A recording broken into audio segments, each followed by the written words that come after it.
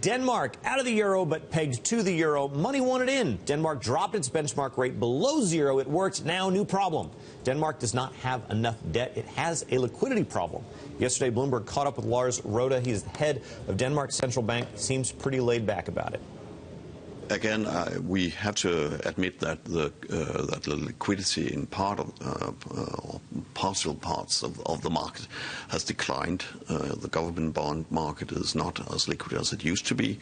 That said, I don't see any kind of risk of that sort because in general the liquidity position of the Danish financial system is in very good shape. The liquidity, the currency holdings of the Danish central bank is obviously quite high, so I don't see any risk at present, at least, for this kind of development. The real issue in Denmark is not that. The real issue is immigration, which drove this election. And the real surprise was a far-right party which campaigned against immigration won a vote that no one thought they were going to win. And this is one of the biggest issues in Europe today, along with youth unemployment, is the whole immigration question. Well, this is exactly what's going on. Bill Rhodes with us, actually talking about the politics of Denmark. That election on Friday really is the same story that we've been seeing all over Europe politically. People are dissatisfied with what's been happening at the European level. We have Lisa Abramowitz with us from Bloomberg. She covers the debt markets and has been actually sounding the alarm about liquidity for about a month now. What I'm fascinated by... A couple of years now, sorry. No problem. Hey, you win. All right, you've been looking for your superhero name. I've decided your superhero name is the liquidity lady. Tonyette Stark.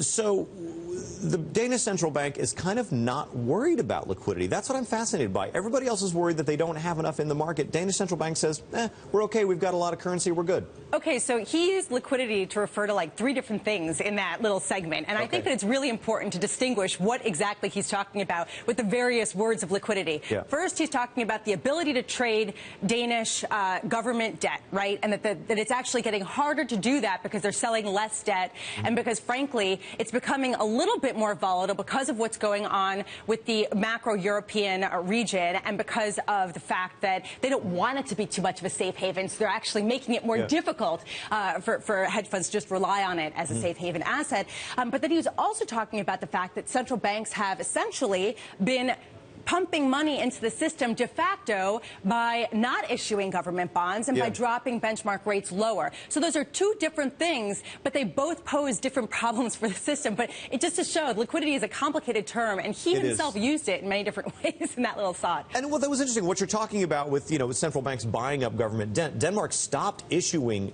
debt, and this is what he actually calls it a soft QE. Let me go back to the tape there. We don't know. We will.